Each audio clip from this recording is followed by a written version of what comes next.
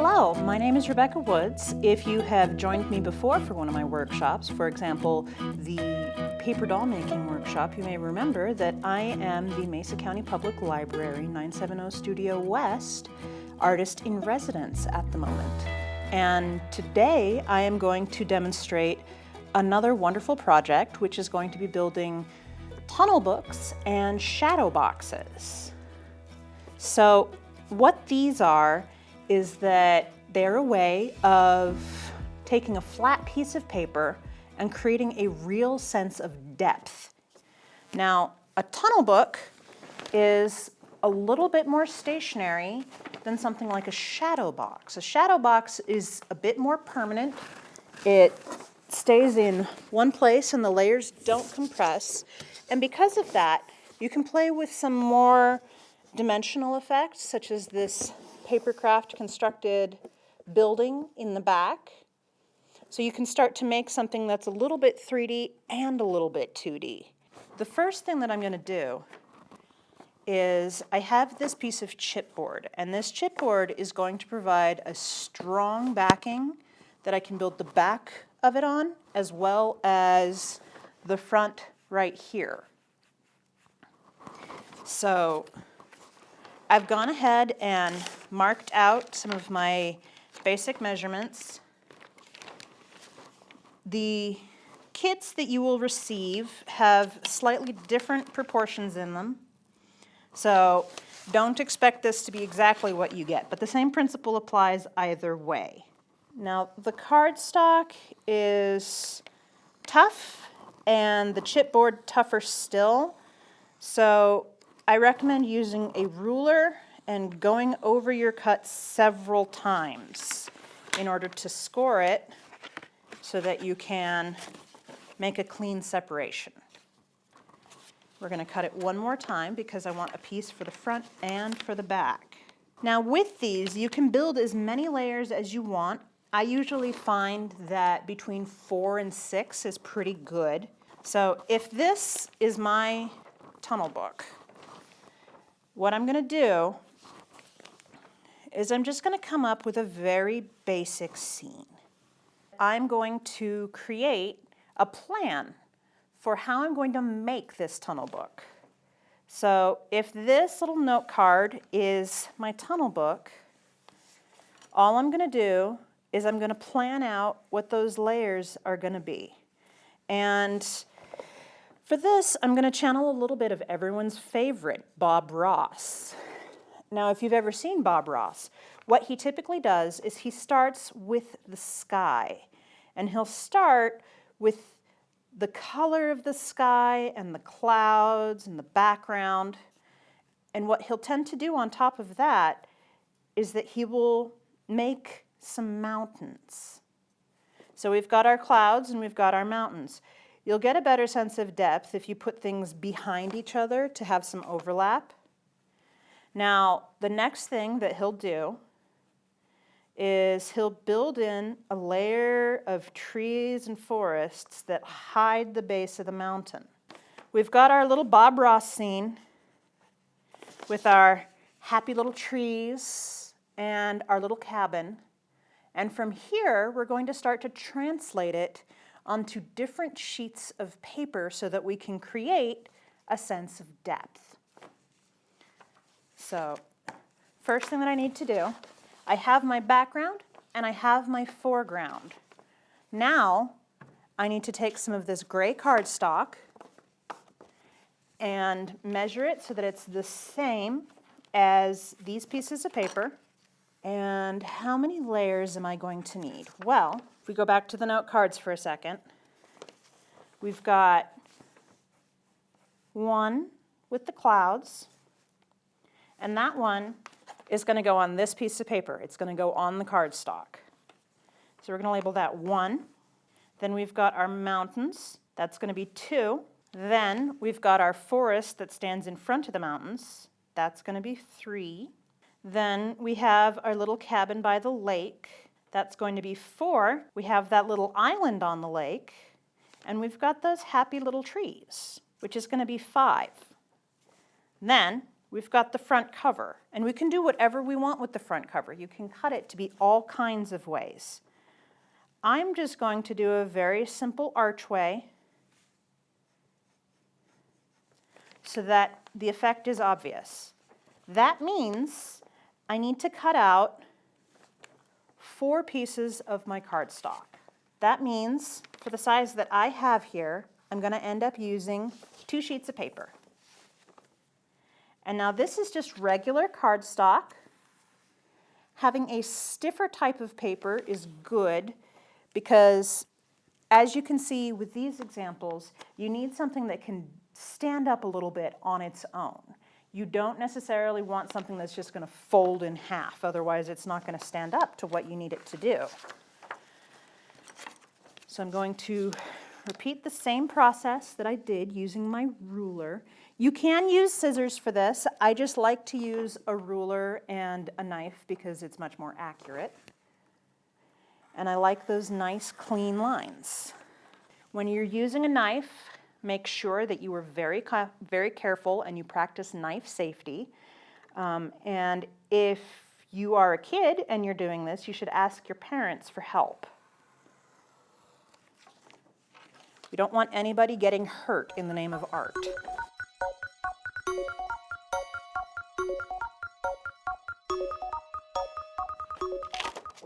All right. Now we have our sheets of paper. So what I'm going to do first is I'm going to start by sketching out my furthest back layer. And you can be very simple with this. It could be as simple as making squares and triangles and circles that seem to sit in front of each other in space. But there are some things that help to create a better sense of space. So I'm just going to draw some little clouds. And they don't have to be perfect. You don't have to be a master draftsperson to do this. You also don't have to use pencil. You can use ink, you can use pastels, you can use paint. The entire world is your oyster. You can choose what you want to use. For the sake of ease today, I'm going to use pencil. So, one thing that I'm going to do is I'm going to make the sky darker in the background so that it really helps bring those clouds out. And this can be a little bit quick and dirty. That kind of thing has charm to it. Now, one thing a lot of people don't know is that if you want to make clouds look really, really white, it's important to make the sky behind them look a little bit darker. And actually, the sky does get a little bit dark. It is only lighter near the horizon. If you look right above you, it can actually be quite a deep blue. So if you want to make that effect that makes the clouds really stand out, it helps to make it darker, higher up on the sheet, and lighter as you go further down. That will help to create the illusion of a sky. And we're actually going to go a lot lower onto the page than you would necessarily think for something that's going to be covered by another layer.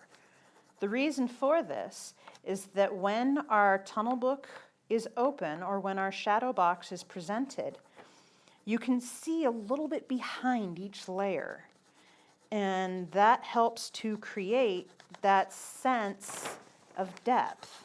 Now, one of the things that's really advantageous about using gray chipboard and using gray cardstock is that we can go in over the top of it with a white pencil or a piece of chalk or a colored pencil and bring out some white. You can also use a white marker, which this is a paint marker. Dab a little bit, which this will be much whiter once it actually dries. We're just going to apply some light to those clouds and make them stand out a little bit. Now I've got some great big globs of marker that need to dry on the back there. So I'm just going to set that aside and I'm going to let it dry for a while. And in the meantime, what you can do is you can go ahead and start on the next piece. So I did mention that this was going to come in handy and be rather important.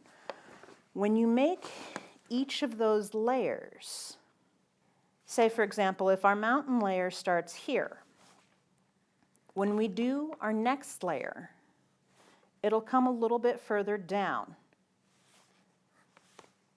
And when we get to something like our cabin with the trees, we're going to have that ground level present, and it's going to be lower than the other one. Same thing though, when we get to our happy little trees. We're still going to have that lake continue on from where it is in the other image so that we can create a strong overlap. And we're never going to cut all the way to the bottom edge. Because if you do that, what's going to happen is that all of your beautifully made scenery is going to fall off. It's a little bit like making a stencil. If it's not connected to anything, it's not going to stay on.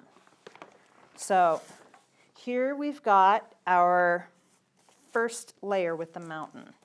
What I like to do, just for the sake of safety and not accidentally cutting all my layers off, is I like to mark a little bit in from where the border is so that I can make a border and stay inside of it. Again, that goes into our planning step. We don't necessarily want to skip that. And we can just mark lightly here. Now I'm going to make my mountains. And as I said, you can do any kind of pattern that you want with this. You can do any kind of design. It can be abstract. It can be very realistic. It doesn't matter. What matters is that you understand the process of how to make that scenery three-dimensional. So this is just a very simple outline of some mountainous terrain. And I'm going to go ahead and take my pencil again, and I'm going to mark in those shadows and give them some dimension. You can even do this with photographs if you're willing to separate what those layers are. It doesn't have to be landscape. It doesn't even have to be real. So I'm going to go ahead and apply some white paint here as well, just to bring the tops of the mountains out and bring out the slopes. Now what I'm going to do is I'm going to take my knife and very carefully I'm going to cut out around the shapes of those mountains.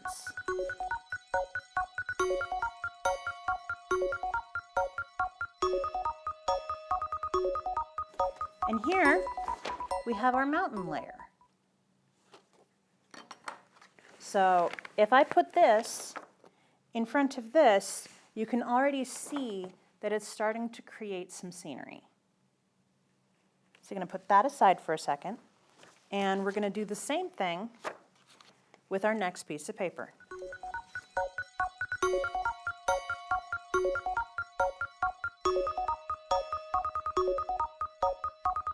Now I'm going to take this piece that I made right here and get an idea, putting it one over the other, about how low I need to get for my next layer. And I'm just going to very lightly mark about right there. What I have now, if I roughly sketch across this, I can even go right to my pencil, and I'm going to start putting down marks that help to indicate the shape of what's back there. Now at this point, we're going to start working with landscape that's a little bit less covered up.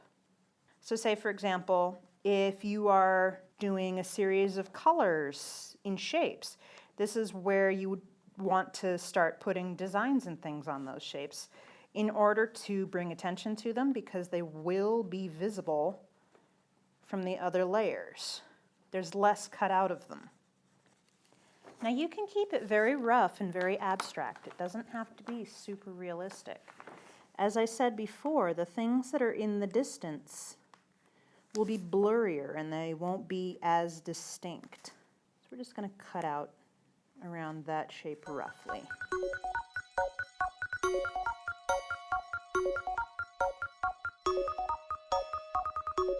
With these complex compound curves, I find it easier to spin the paper instead of turning the knife. You may notice me doing that. And that's what works for me.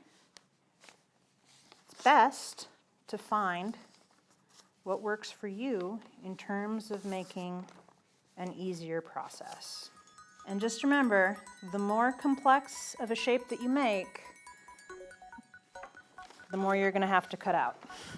So if you're nervous about cutting out really complex shapes, I would recommend that you not give yourself really complex shapes to work with in the first place. All right, let's go ahead and test this layer again. And we're starting to come up with a piece of scenery. All right, so we have 2 more layers to draw.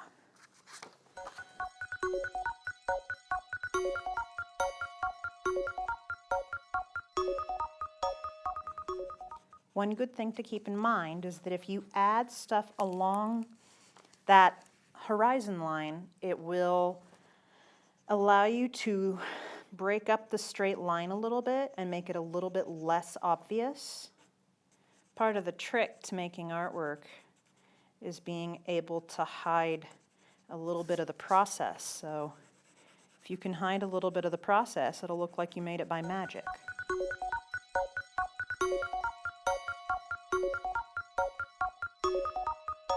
So it is starting to come together.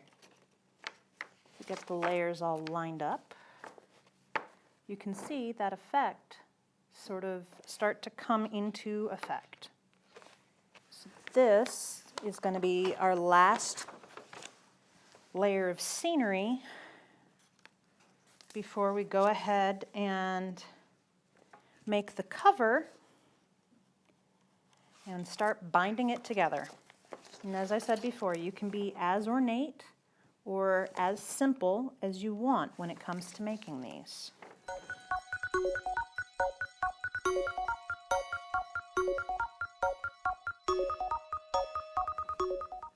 So on this layer, I'm now going to start putting in my foreground objects. And this is going to be the stuff that's right up at the front.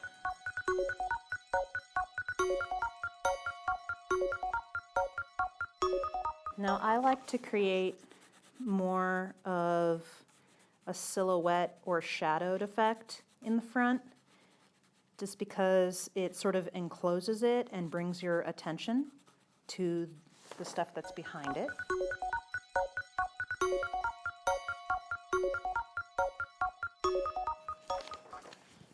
All right, now believe it or not, the front layer can be one of the biggest challenges to cut out because we have the most individual and specific detail.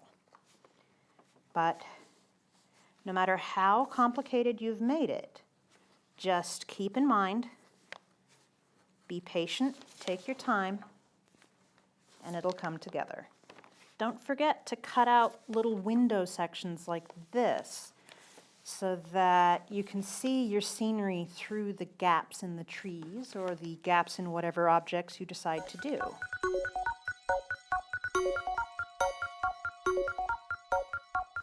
All right, now as you can see, we've got all of our layers. So now we can start going through the process of binding it. So let me just put this aside, and really fast I'm going to just measure out and cut an opening on the frontmost layer. And for this, I'm actually going to use some scissors to pierce a hole and cut it out that way.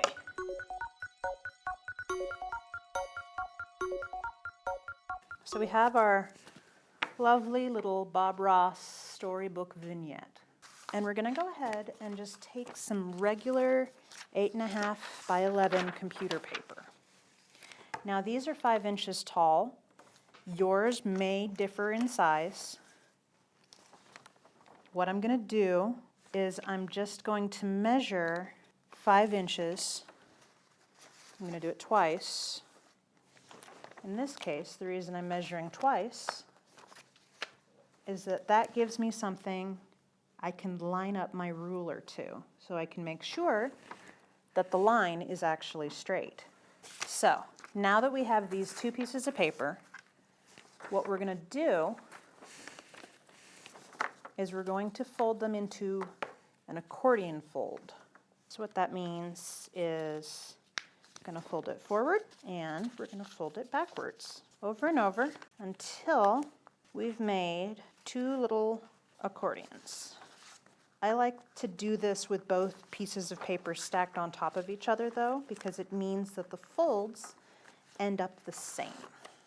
This is a much simpler method. So we've got these 2 accordions.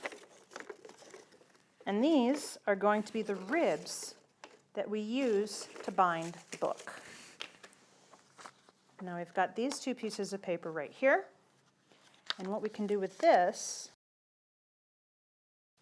is I'm just going to crease it a couple of times so I have something to cut along.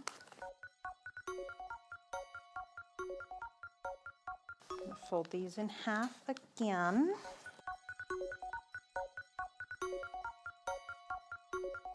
From there, I'm going to open it up just a little bit so that I can cut this crease. And what these are is these are hinges that we're going to glue to each piece of scenery and use to attach to the ribs. Each piece is going to need 2.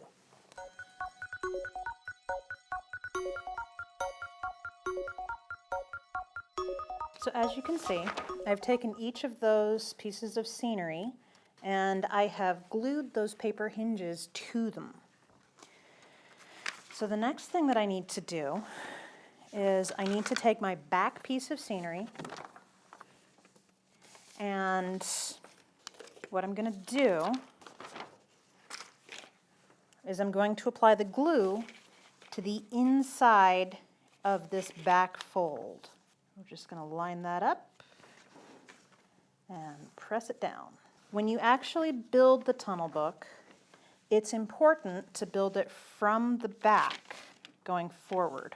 It can be done the other way, but it does tend to get confusing, and it's easier to hide your mistakes if you do it back to front instead of front to back. All right, so now we have the back set up. Now all of these are going to be a little bit delicate. While the glue itself is drying, I need to come in and figure out where it needs to be, just inside the fold.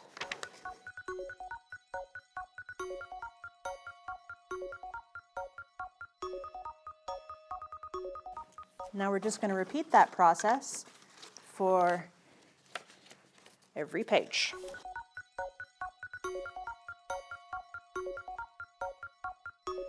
Now once you've glued this thing together, it's wise to set it aside somewhere so that it can have full time to dry.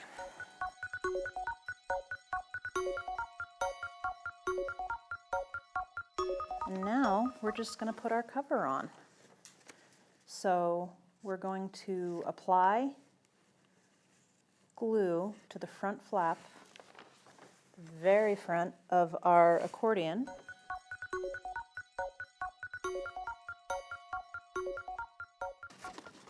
Now, if you're finding it difficult to hold on to a piece of paper, or if it's not wanting to hold tight and glue correctly, I find that using little binder clips works well. But here we go. We have our finished tunnel book. So thank you so much for joining me today. Remember that you can go ahead and pick up a take-home kit while supplies last to make one of these yourself. If you do make any, I would love to see them. Go ahead and post them on social media, and go ahead and tag Mesa County Library so that we can all see the beautiful work that you've made. Thank you for joining me, and have a wonderful day.